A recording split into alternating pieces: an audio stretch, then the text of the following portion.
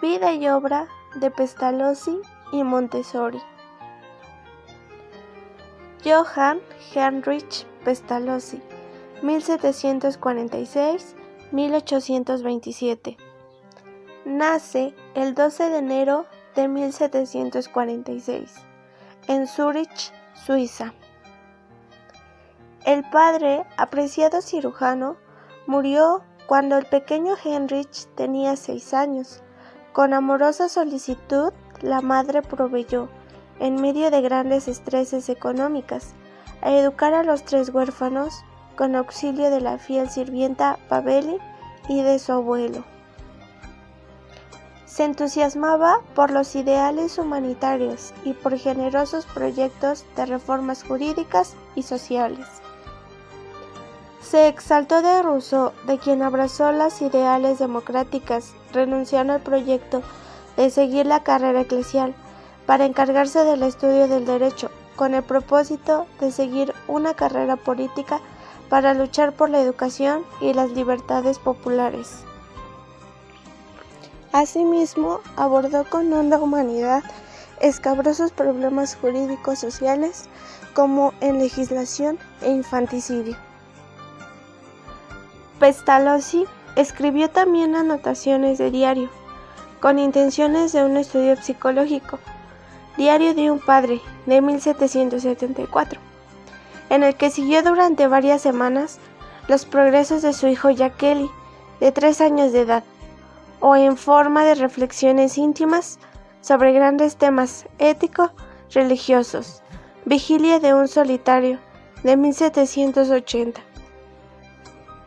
En 1775 abrió un instituto para niños pobres que quisieran prepararse para la vida productiva, sobre todo en los ejercicios del trabajo, que al final cerraría en 1780. En 1781 escribe la novela Leonardo y Gertrudis, donde destacó la importancia de la mujer como elemento fundamental en el proceso educativo. La escuela parte del modelo del hogar y después al trabajo. En 1805 a 1825 dirigió un instituto donde se basaba en diferentes métodos que él había creado.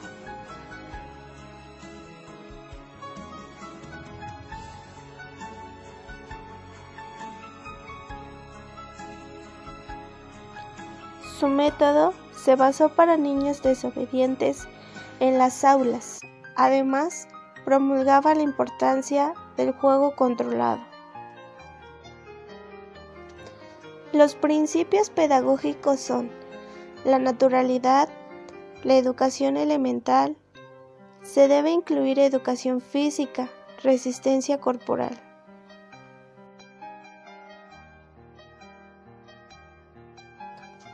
Ejercicios para perfeccionar la escritura de los niños.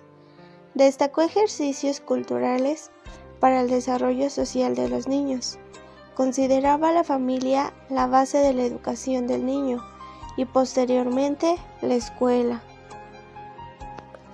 Trató de llevar a su máximo desarrollo un método de educación elemental, capaz de erradicar sólidamente en el espíritu infantil los primeros elementos del saber en forma natural e intuitiva.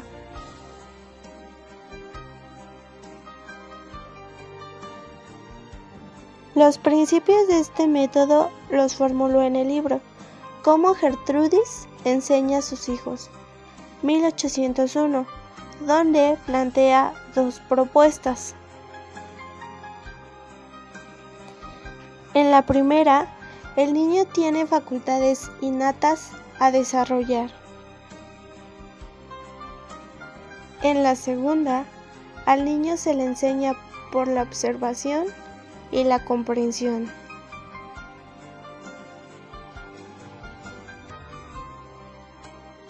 También consiste en 24 cartas sobre la instrucción elemental dirigidas por Pestalozzi a su amigo Gessner, editor de Zúrich. Gertrudis no aparece más que en el título, como símbolo maternal y de buen sentido que debe presidir a la educación. Se puede decir que la originalidad del método elaborado por Pestalozzi reside fundamentalmente en el espíritu. Le daba un gran valor a la educación religiosa, siempre y cuando no tuviera un carácter dogmático, y siempre debía darle su lugar a la ciencia. Decía que el educador debía estar al servicio del educado, no debía ocupar un lugar central en la clase. El niño debía ser partícipe de cada una de las aulas. El niño debe ser guiado por alguien que sabe lo que hace. Se esfuerza en ser una pedagogía científica, parte de la observación de la naturaleza del niño. Pestalozzi considera que la sociedad debe enseñar a los niños los deberes que guíen sentimientos y acciones. Estos se aprenden en la familia y en la escuela. Toma en cuenta 3 aspectos.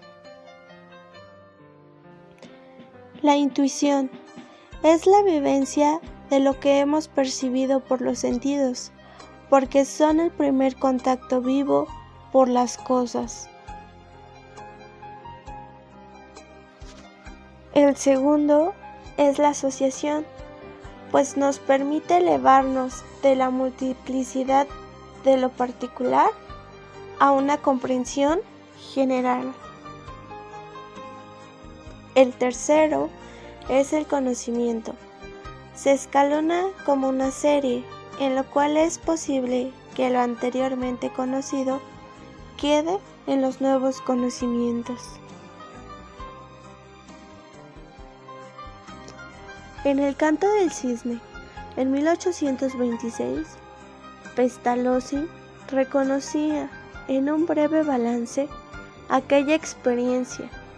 Había incurrido en un error pedagógico de carácter fundamental: haber intentado introducir a niños al trabajo productivo con un aprendizaje prematuro.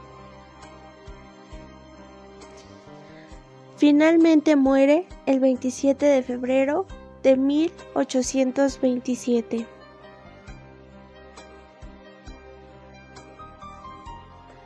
María Montessori, 1870-1952.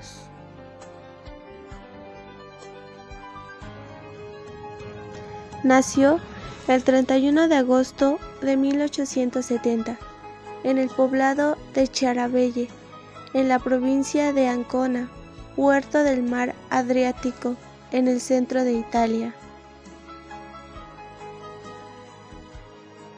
Fue una educadora, científica, médica, psiquiatra, filósofa, psicóloga, devota católica, feminista y humanista italiana.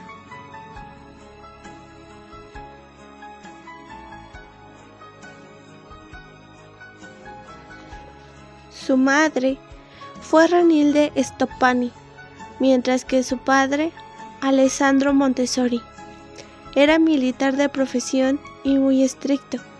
En esa época, a lo que más aspiraba una mujer era ser maestra, aunque su familia se reconocía el derecho a cierta educación de la mujer.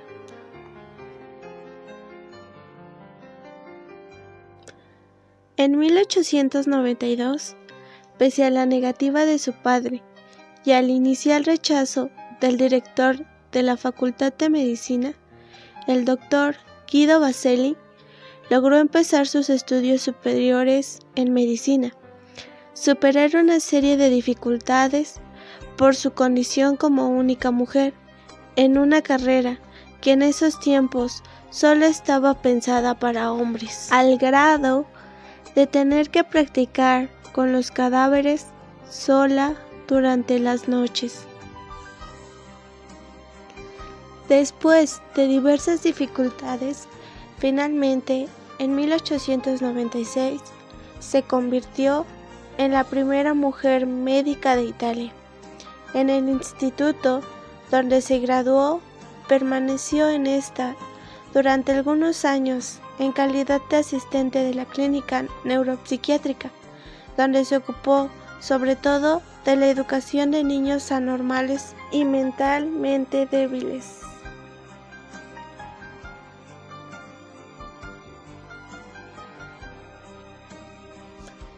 En 1896 la eligieron para representar a la mujer italiana en el Congreso Feminista, celebrando en Berlín, donde defendió la causa del trabajo en la mujer y lo hizo con tanto ardor y eficiencia que su presentación fue publicada en la prensa de varios países.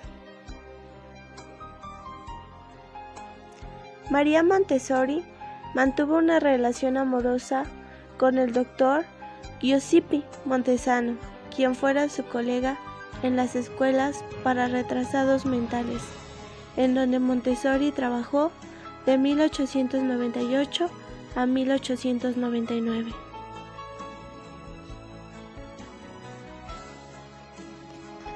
Una de sus tareas fue elegir a los enfermos que serían sometidos a la enseñanza clínica, y así conoció y se interesó por los niños discapacitados.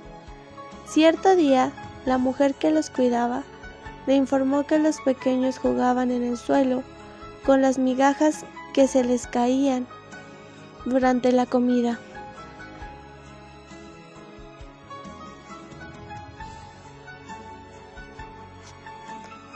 Observó el lugar y se percató que los niños se aburrían porque no contaban con ningún juguete. María Montessori analizó la condición de estas desafortunadas criaturas y meditó acerca de la manera en que podría ayudarlas, y llegó a la conclusión que más que un problema médico, las deficiencias mentales eran un problema pedagógico, y tuvo la idea de prepararles un ambiente agradable para ayudarlos, con la seguridad que un tratamiento basado en una educación especial ayudaría a su condición mental.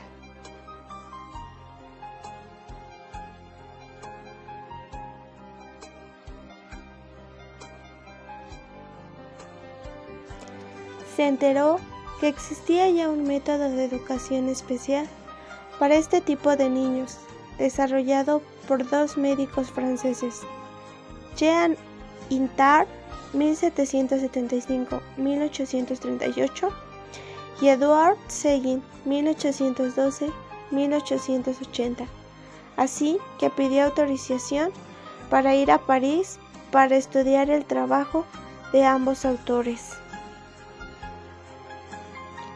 En 1898 propuso en el Congreso Pedagógico de Turín un método de educación moral, a partir de su planteamiento de que la cuestión de los niños anormales era más que un problema pedagógico que médico. Por eso, encargó del ministro Baselli, empezó a enseñar sus métodos a las maestras que tomaban un curso especial, del que después nació la primera escuela normal ortofrénica. El éxito conseguido en la recuperación de los anormales surgió a la Montessori la idea de que los métodos podrían resultar igualmente eficaces para los demás niños. El ingeniero Eduardo Tálamo, director general del Instituto Romano de Beni Stambili, le propuso organizar en los grandes edificios del instituto escuelas de párvulos para los muchos niños de edad preescolar que durante el día no podían ser debidamente atendidos por sus familias. De esta manera, el 6 de enero de 1906, En el número 52 de la calle de los Marzi, barrio de San Lorenzo, Roma, se inauguró la primera Casa de los Niños.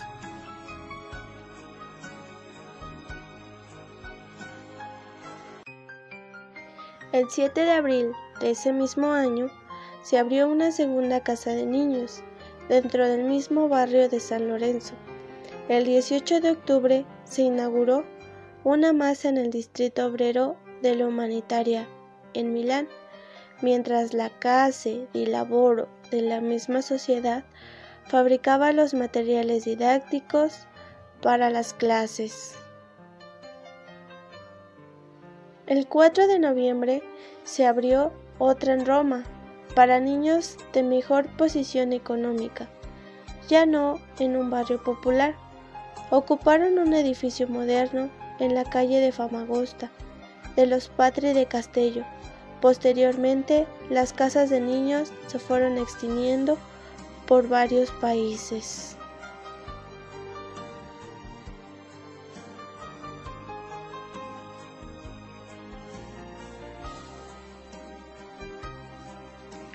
Montessori expuso las experiencias realizadas y sus resultados en el libro El método de la pedagogía científica aplicado en la educación infantil en las casas del niño, 1909. Más tarde planteó y promovió la aplicación de sus métodos en escuelas elementales, con el volumen La autoeducación en las escuelas elementales, 1916. Montessori se acercó al catolicismo. Los niños vivientes en la iglesia, 1922. La misa explicada a los niños.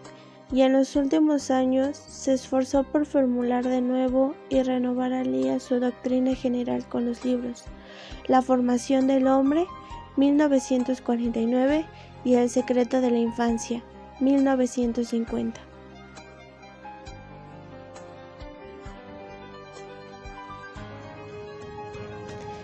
El núcleo de la pedagogía montessoriana consiste en concebir esencialmente a la educación como autoeducación, es decir, como un proceso espontáneo por medio del cual se desarrolla dentro del alma del niño el hombre que duerme ahí, y en considerar que, para que esto ocurra en el mejor de los modos posibles, lo fundamental es proporcionar al niño un ambiente adecuado para su formación.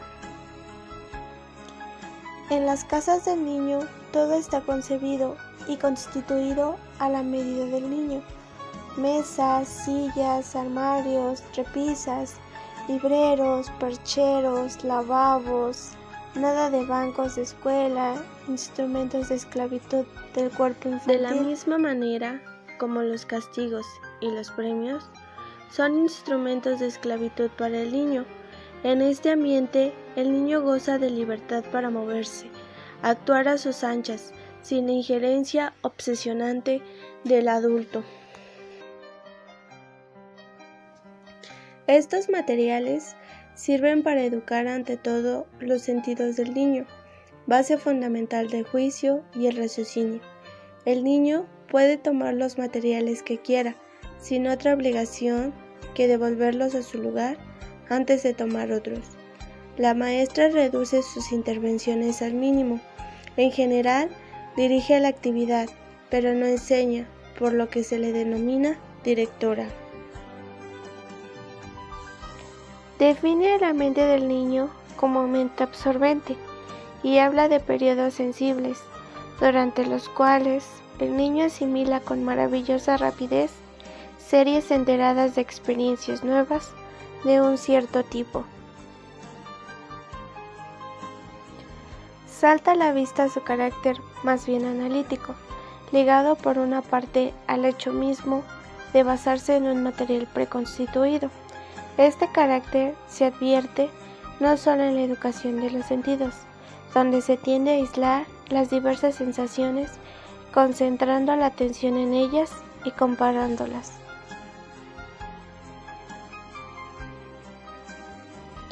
Sin embargo, en sus últimas obras Montessori intentó superar este analeticismo hablando de conocimiento infantil, como de un articularse y diferenciarse sucesivos de apercepción confusas o nebulosidades.